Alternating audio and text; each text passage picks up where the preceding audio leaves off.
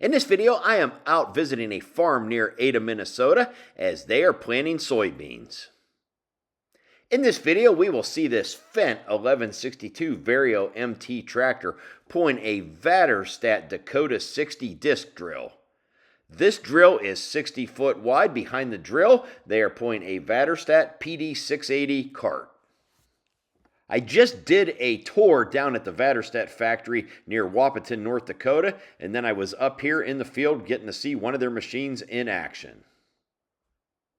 In this video, you're going to get all the angles of the action from the sky, from the ground, inside the tractor, back on the tank. Also have some footage of them filling up the cart.